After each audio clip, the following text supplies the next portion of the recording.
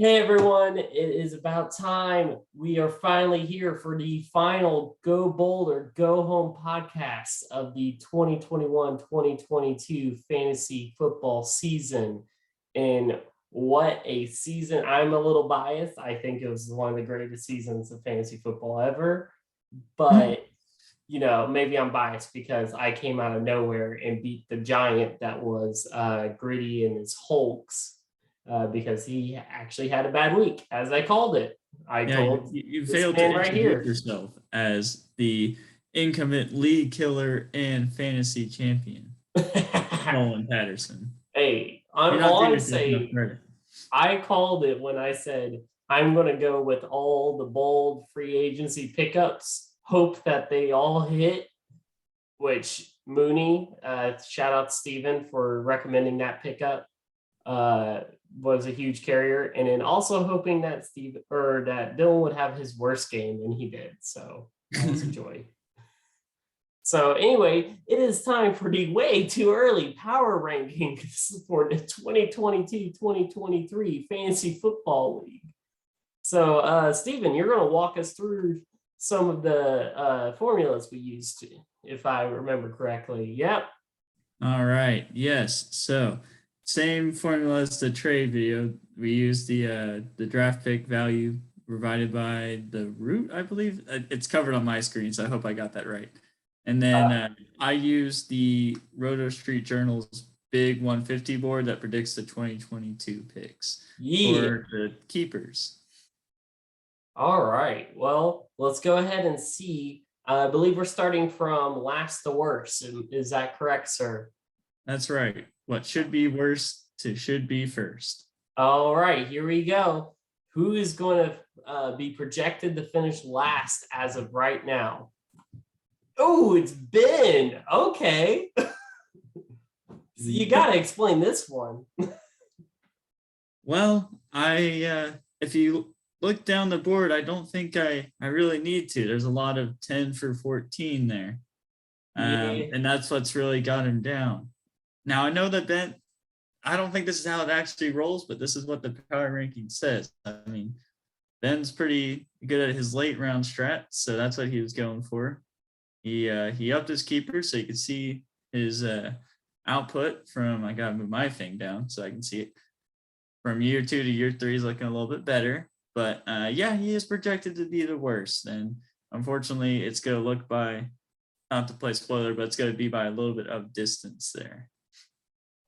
Yeah, I'm moving our guys, our little figureheads to. Yeah, I don't know where to move our figureheads. The whole screen. You know what? I'm just going to move it to the bottom left, and that's fine if they don't know the exact round that they're picking at the end. Except for Ben, because like you said, all his picks are at the end of the draft, and I will say, if you are a good drafter, these projections are based on just the average of the whole league in general on their picks, not necessarily saying you can't make some great picks at the end and up your projections, which we'll probably have projections post-draft. So we'll see how you do in the draft. But I agree, because mainly just because not having a ton of picks and then finishing out of the playoffs in the year, it just kind of hurts you. It kind of puts you in that situation the Lions have been in for a while.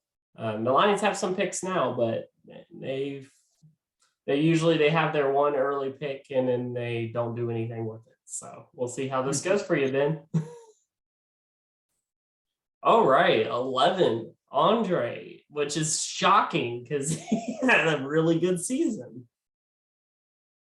Yeah, he did. It's mainly the loss of Christian McCaffrey's a little bit felt there. You see him boldly go and pick up Michael Thomas I believe it's like the last week of the season. He went and picked him up, and I knew that he was going to keep him when I saw that.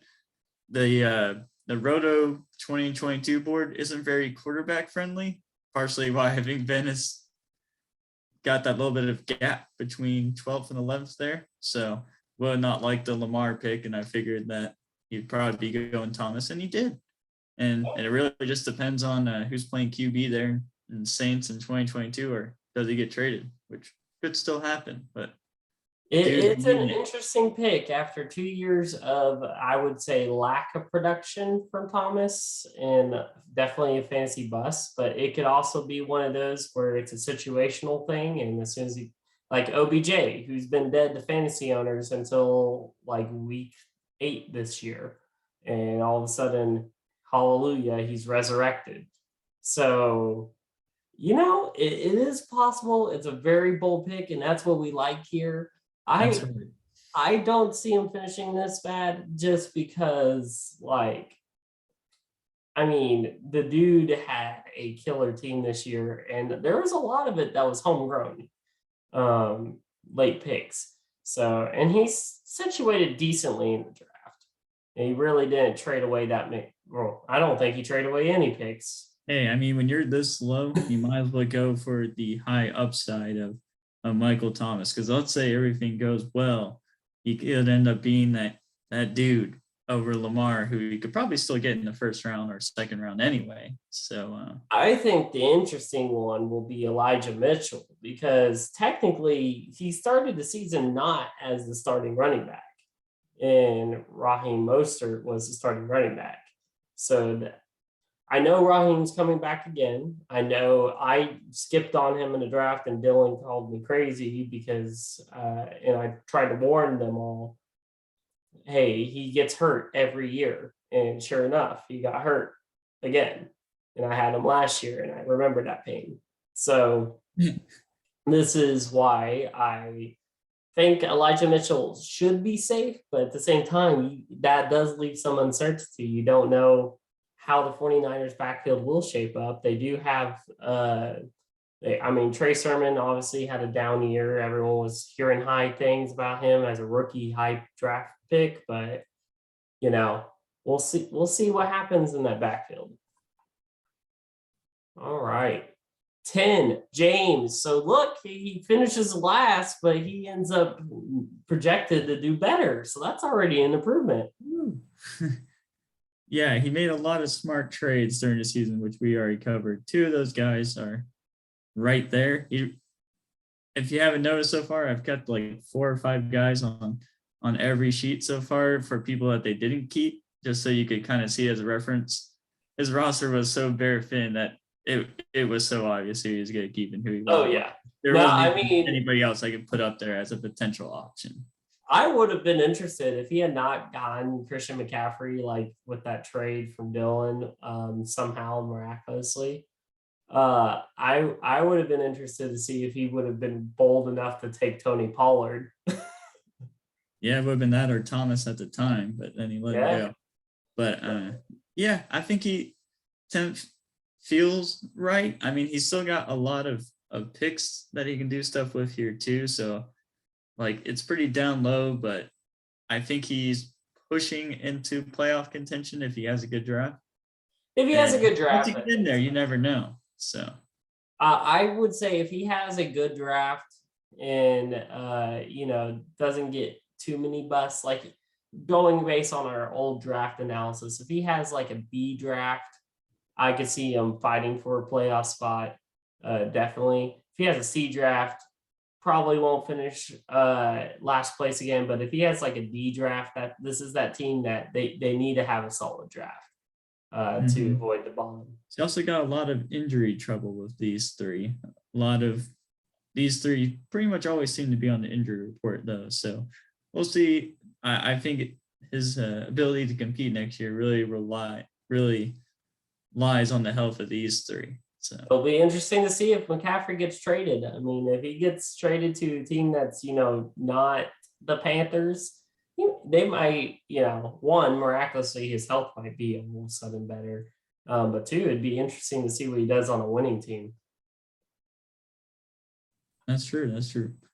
All right. The Brady bunch. Wow, that's a drop.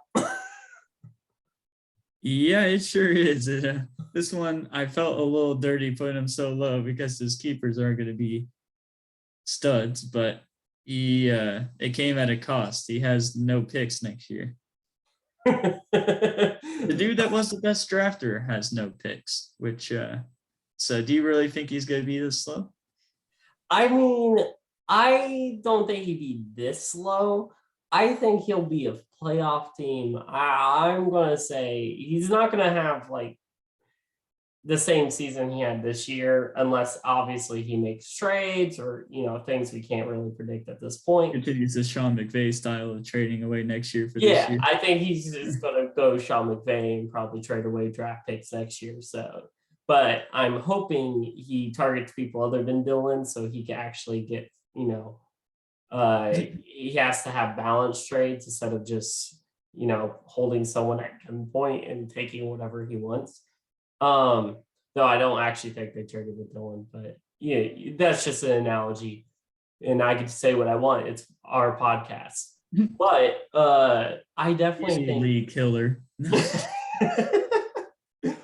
I gotta say Javonte Williams will be interesting because like the whole season with him and Gordon is like one or the other would go off. There was a couple games where both went off, but they definitely hurt each other in fantasy points wise. Mm-hmm. And it'll be interesting with Gordon being a free agent if they decide to try to keep him, if they let him walk, how Javonte Williams does as the sole back. We've seen this countless times when they have split backfields. Like, don't get me wrong, as a Cowboys fan, I love Tony Pollard. I think he's amazing. But I think if he was our only running back instead of Zeke, I think it'd be the same as the games where we only have Zeke. I think it's helpful to have two backs splitting the loads and giving you different styles of run. And Javonte is going to be a real wild card here. 12 feels high, but we're not in August yet. I could see that probably going that high, depending on what happens in free agency. But you got a new coach. So you got no idea what's going to happen in free agency. Like when I took DeAndre Swift last year ago and Adrian Peterson's going to be a free agent. It's finally Swift time, and then they took Jamal Williams. Now, the real interesting thing is what he does with that first overall pick, because you have both Diggs and Hopkins that are probably going to be one or the other is going to be picked, or Pitts. I did see that mentioned in the group. But it'll be interesting to see what he does with that first pick because he's not going to pick for a while after that. And I will make no comment on this because it will spoil what's ahead. Ooh, all right. Well, then I will end it there. Probably so. But all right. Aaron's team. Oh, it looks like. Are you sure he's going to finish 8th? Because it seems like there's consistency with year 1, year 2, 4th place finished both years. He's finishing 4th. He's going to finish 4th probably again. He's got to go for it. If one of us is in the way of him finishing 4th place next year, I need us to just take the L, let him finish in 4th place. Just so for the memes, guys, for the memes. But it's interesting. I am a heavy running back person in leagues. Like I think running backs will, and we saw this a bit this year, is running back injuries. This is with a 12-team league, it is very hard to get quality running backs. So that's where I'm like, I was shocked he went. I could see Debo and Adams, but I was shocked. I understand it's Travis Kelce, but even still, I would have kept Zeke. I know Zeke's had, not the same production from his rookie year, but he still had a solid fantasy year. Now, I did talk to Aaron quite a bit. I'm actually kind of the one that pushed him to not keep Zeke. So I'm in this camp. I'm in that camp here. But if you realize, he's got the 2nd pick. So you're basically hoping that if you want Zeke back, all I got to do is hope that Jake doesn't keep him. And he already has 2 running backs. And if you're given a choice between Debo, a do-it-all running back, receiver, kind of even saw quarterback this week. So, he gets all the end zone looks one way or another versus Zeke. I would if I was 1.01, maybe you're drafting Debo over Diggs, perhaps. But you're drafting Zeke over Diggs. I don't know. Long story short, you should have made that Zeke trade with you, but yeah. Oh, I'm still mad about that trade. That would have been one of the best trades. Anyway, it is what it is. Would have been win-win, but would have helped a little. But I would say the only thing is, like, for me, tight ends and quarterbacks, I don't think there's that big of a drop off between the top 2 and the next 5. So I always think you could get a good tight end that will produce consistently in the 2nd or 3rd round. Same with quarterbacks. You could probably get them in the 3rd, 4th round. But that's my strategy. Again, each their own strategy. My strategy is which one's the one that's most likely to follow me. Because my team always has more than 3. I haven't had one of these years yet where I only have 3 yet. So it's which one's gonna fall to me. Yeah. Hey, I'm just excited to see when I finally get a top 5 pick, because I've been making all this work with like middle round picks, which I think are the worst of the snake draft, because it means each round you're picking in the same area. Sucks. Yeah. But I will say, I think Aaron can finish better. Obviously, it'll depend on what happens at that 2nd overall pick. I also think he's got very few draft picks, so that's going to hurt him a lot. So it'll be interesting what he's going to have to make some great picks. Like, he cannot afford a single bust, I don't think. Mm-hmm. So, all right. John over here. And here we go again. Consistency. 9th place finish both years. So I definitely, before we got those picks submitted, this is who I was going to probably go with, though I was very interested to see about Carter, just because that would have been interesting to see if you're going to bank on the Jets getting better year in, year out. But I also thought that he'd maybe get scared about keeping Metcalf with Perry fans going on to Seahawks. But yeah. I ultimately thought that Metcalf was too talented for him to go Carter, and that's what he ended up doing. So I ended up being right on this one. The other two seem rather obvious. Now, I do like the little Jalen Hurts poking his head over Aaron Rodgers' shoulder there. That was a nice touch.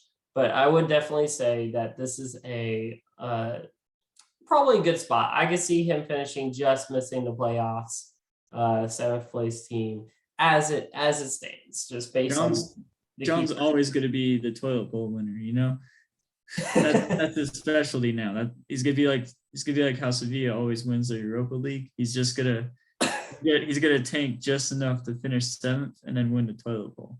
Well, I think it's that, and I think it's never also his team always gets like. John is one of those teams that is just one of the most unluckiest teams. Yeah. Something will happen. They'll struggle, injuries, whatever. And then by the time his team gels, starts playing well and doing everything right, it'll be too late to make a playoff run. They'll get into the toilet bowl and just beat up on everybody. And I barely noticed that you chickened out and changed your background back to the usual. Hey, you know what? Things happen, and maybe we'll experience a different background when we do the wheel spin. I don't know. Okay. I'm excited for that. Get a Wheel of Fortune background. Yeah. Hey, that's a good idea. But I will say, just as our little side note, as we get to the middle of this, with the wheel spin, James, if you're listening, I have not heard from you, and I have tagged you twice now to respond. And I'm going to be spinning on your behalf if you don't. And we'll do it live. Like, anyone can join that Zoom. It'll be a special podcast live Zoom. And let's just hope you don't land on double whammy, because everyone was like, no mercy. And I was like, all right, what's the opposite of mercy? And double whammy is the opposite of mercy. It'll be what you think it is, I'm pretty sure. All right, moving on. Oh, Clint, 6th place finish. He also had an unlucky year this year. So I think unlucky. Yeah. Yeah, I can see this. I mean, 11th place finish. His team should have. He had Kyler. Yeah, I mean, he was hurt for a lot of the year. That's what sucked. Is that he started off so good. This team has been injured like I was complaining about injuries this year, but it was always like I start a guy, he gets hurt, he gets knocked out of the game, but he's back next week. Clint would start a guy, and then he would like tear his ACL and be out for a season. It's pretty accurate. But I still remember Clint was the team I think I played in like the first or second week, and his team made me so scared. Like I think I edged him, or he's the week I tied, because it was Kyler getting like 30 something points, and his team put up like 130 points in 1 week. And I was like, that's ridiculous. And I thought he was going to win it all from the beginning of the year, just because he was so good that first 2 weeks, and then everyone got injured. So yeah, definitely wasn't his year. But hopefully he can build off of this. I mean, he's got some solid keepers. Deontay Johnson will depend, though. It'll be interesting who the Steelers get at quarterback, or if Big Ben's like, you know what, screw retirement, screw health, I'm going to play again. Oh my gosh, I don't think the Steelers will let him. I mean, it'd be hard for them to say no. It's kind of like mode activated. Yeah, no. It's kind of one of those where it's like, oh, yay, yeah, you can come play for us. Sure, why not? I'm going to use a hockey analogy. It'd be like Yagmir or Yager. I can never say his first name right. But Yager, who's like 44 and still playing hockey. So, all right. Well, Etienne's nuts. It's one of my. That was a good name change. I appreciate it, Hayden. Yeah, obviously Dalvin Cook, Tyreek Hill, Travis Etienne. We saw that coming. I don't think anyone's shocked by any of those. Unless you are. No. I mean, would have I done it? I mean, now with the J-Rob injury, maybe it's a better option. 66 is low. Yeah. Yeah. I mean, he's banking on a guy that basically didn't play at all this year. And he's going into, it'll be his first year playing, coming off an injury on the Jacksonville Jaguars team. And a Liz Frank injury as a running back. And that just. Yeah. So. That's a lot of faith. I will give that. I'll also say it's very interesting with Alvin Cook. I was listening to a podcast and it broke it down. It's like Cook has actually this year, it was more of a down year for him. And part of that was him with COVID and being injured a bit and banged up. But looking at yards per carry, it had dropped. So again, we don't know if that's necessarily him or if that's the line, if that's the reason, there's going to be a big coaching change, and we'll see what else happens there. Who knows? But it is something to keep an eye on. Cook maybe getting to that point where he's just too banged up and he's not going to have that monster year like he used to. Don't wish on anybody, Nolan. I would never. No, I believe in the relationship. Just because you lost Henry doesn't mean you need to come down with a vengeance on the running backs. Hey, you know what? If I can do it without 2 running backs, anyone can do it without 2 running backs. I believe in everyone else. I got my victory, so it's fine. And he got his first place. So maybe, Stephen, maybe it's yours. We haven't got to you yet, so this could be very biased. Oh, it's not biased. There he is. There I am. All right. Well, it was easily, in my opinion, because I'm biased, the most interesting one. I think out of everyone's rosters, I had the most people that were like right there, probably could have been considered on another team, but I don't have as many. Like Cooper Kupp is my only like super big stud right now, I would say. So I would say, so the interesting thing, I like Swift. I would have done Swift, but I thought you were going to go AJ Brown. I thought you were going to break up the relationship and finally do the healthy thing and move on.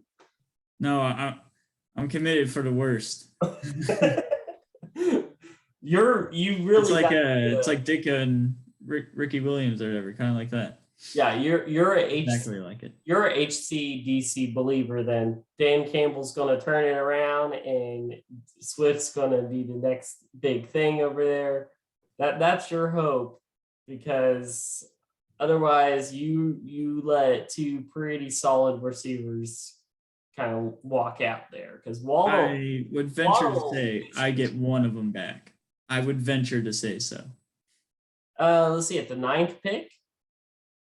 I think it's probable. If I left Aaron Jones, he's getting picked like 3rd or 4th. That is fair.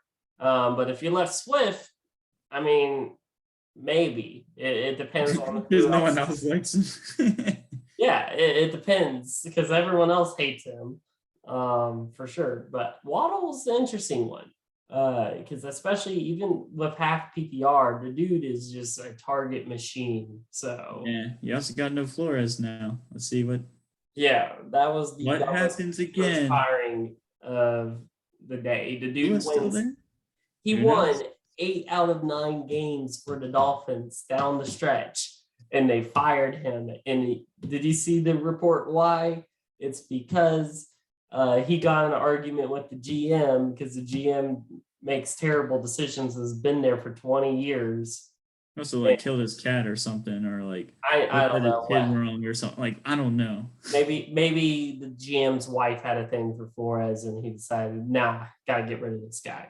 So that Made was a bad joke and got fired or something. I have no idea. Who knows? But I will say you're interesting, because you do have a big gap in your picks. It's like you got your solid early picks, and then it's just like a little gap, and then 9th, 10th, and gap, and then a little insider info. I did it on purpose so I could, take a nice little break, go get some Whataburger mid-draft or something. I have some nice early ones, and then I just finish it out at the end.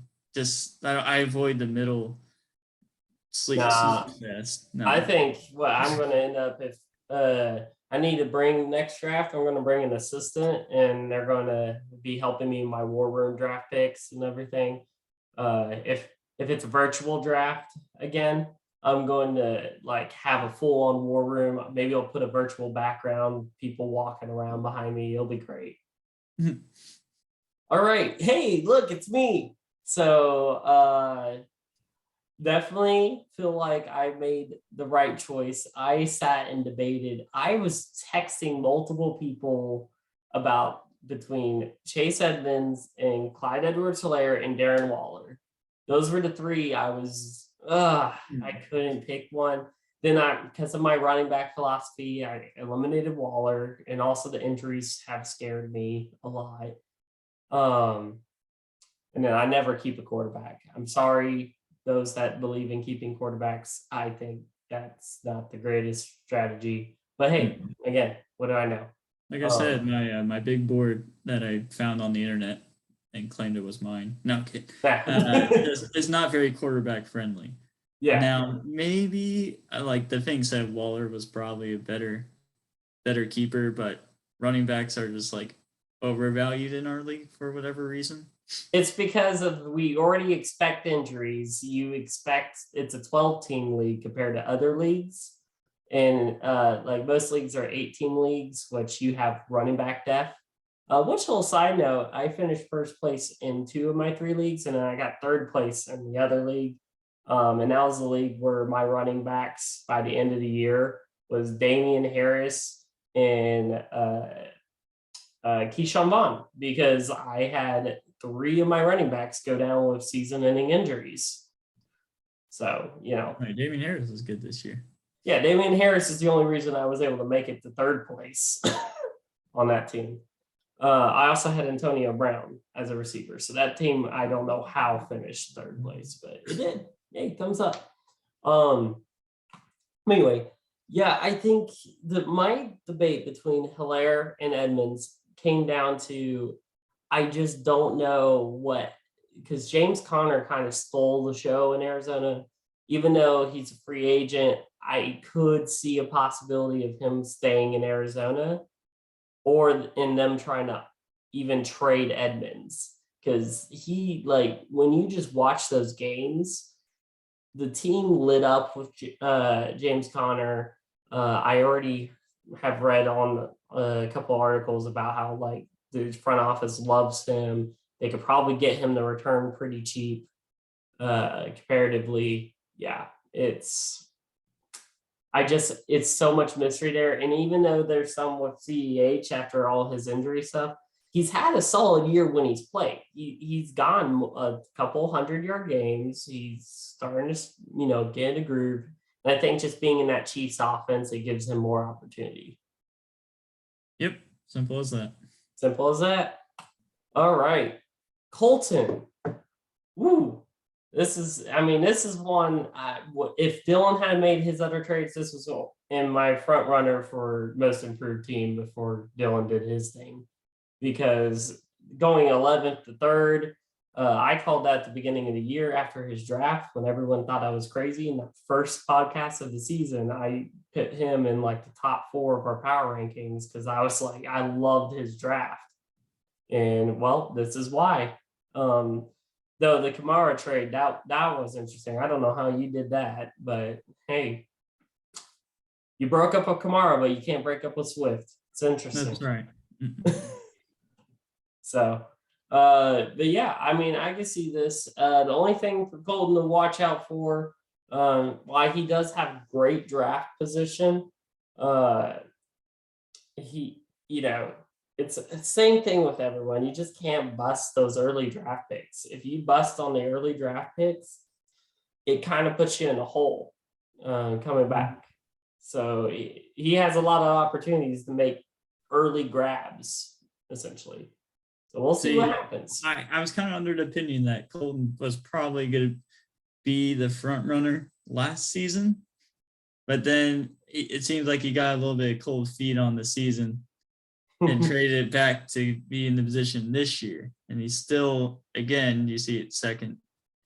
So I'm interested to see if he's going to actually go all in this year, or is he going to do the same strategy that he did this year and back it up into year 4? It'll be interesting to see. And again, it's these way too early is the reason we say it, because these ratings are predicting over a whole offseason of moves and everything, and we have no idea what's going to happen. That Saints offense is a mystery. The Giants offense is a mystery. Josh Allen is pretty much your only keeper that is probably a safe bet. Taysom Hill had a Liz Frank injury too, so Kamara for the roof. Yeah, 100% sure. If you say so. All right, now finally number 1, and as we're all shocked, he's keeping Jonathan Taylor, Najee Harris, and Justin Jefferson. Who would have thought? Not over till it's over.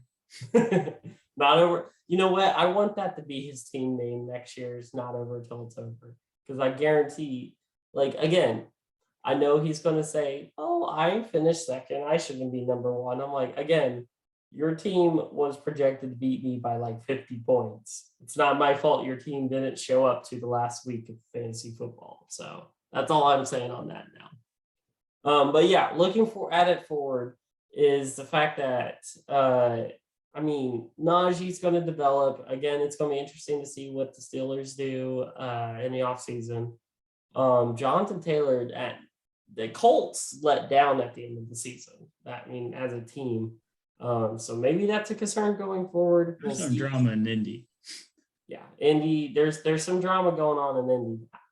And then Justin Jefferson, we'll see if Kirk Cousins stays. I believe he's a free agent this year, if I remember correctly, or next year. But it's going to be interesting to see what they do up there in Minnesota. So, I think it's clear. Everyone, it's no shock. And he's got the 3rd overall pick, so he's probably going to get Josh Jacobs or Cam Akers or Zeke Elliott, another top tier running back, and then he's just going to say that he's probably one of the worst teams in the league. So we expect this, and we love you, Dylan. We don't change, because otherwise I have nothing to talk about in my life, and you give me purpose. See, now, if you take away that 1.03 that he gets from the McCaffrey trade, he's actually pretty equal with Colton. That's why everyone was so mad about that trade. You made yourself the enemy this year. Just embrace it. You chose it. You chose to be the enemy, and it's okay. Someone has to do it. That's right. All right. Ooh, fancy draft time. And I will say, so it took me a bit to figure out who I was earlier, and I figured out I was this guy. Yeah, it just looks fancy. Because there's a lot of blues on the little thing, but I did see that that's me. And also just the point, as you can see, third place person actually finished first this year. So what is the moral of that? You say, I say that what this means is anyone can win a fantasy football season. It doesn't matter what we're saying now, what your team looks like now at the end of the previous season. We saw Dylan do it. He made a ton of trades to put him from like middle pack to top tier team. We saw me in the last week picking up guys off the streets and being able to put together a performance. Injuries happen, things happen. So I say this all to give you guys hope moving forward. But I will open the floor to Stephen. What does this graph tell you? Well, this graph tells me that I have no idea what I'm doing. No, as you can see, if my little dog in the back, dog doing the chemistry in the back. I can see it now. Yeah. But no, what it's telling me is that for the most part, there's, one or two outliers, but for the most part, it seems to be getting more competitive. Everyone's kind of angling towards the middle. Yeah. I mean, Dylan's pulling away, but that's a 1-year trend. So don't freak out. What comes up is going to have to come down. Najee and JT have usage through the roof. So seeing if it's a year, maybe even 2, it's not going to be forever. Eventually, he's going to come back down to join us all in the middle again. He's an injury away from being back in the middle. But I will say this was, and I think we all said it in the group, the most competitive fantasy football season in a while. That last week before the fantasy playoffs kicked off, I think there was like your game against Jake. It came down to the wire on a lot of people's matches. We had like 4 teams tied going into the last week of the season. So I know it was kind of weird this week not having to frantically check my phone to see if my team was winning. Oh, well, I see. There's a void in my heart for the team I finished third place in. We had fantasy this week, and that's also how I was able to win and get third place in that league, was because he had Aaron Rodgers, who only played a half, and I was like, I had Dak Prescott, who played a full game. It was great. But yeah, it was a little different. I definitely only really paid attention to the Cowboys game this weekend, which is kind of nice. Which I apologize everyone for not doing podcasts, but I also don't apologize during the playoffs because really I was too busy and I needed a break, and it was a vacation. Me and Stephen talked about it. It was a little vacation, but we're back, and I'm going to be working on, as we wrap up this podcast here. We're back. This is also the last one of the year, so bye. Well, hold up. It's not the last one of the year. It may be the last big one that me and Stephen will do, but he's welcome to participate in the next 2. No. We will be doing the Wheel Unfortunate coming up. I probably will aim to even do it next week because it's just fun to know, and I'm dying to see what happens. And after that, I will be waiting until the NFL draft. And once the NFL draft comes, I will be making a top 100 mock draft for our fantasy football league. So that will take probably a month of me sitting down and putting that all together. But I will have fun watching that. Yes. I'll send Stephen the pre-done version so he could judge it and everything, and maybe just summarize his hot takes and his part. But yeah, it'll be interesting. I'll release that to everyone, and then of course once we schedule a time with James, we're going to have him do Will Unfortunate live, whatever the punishment decides, and it's going to be great. Again, if you hate him, you want to root for double whammy. Otherwise, just root for whatever lands. So, well, thanks for joining us this year. It's been another fun year. Looking forward to doing it again. And I'll talk to you guys all later. Adios.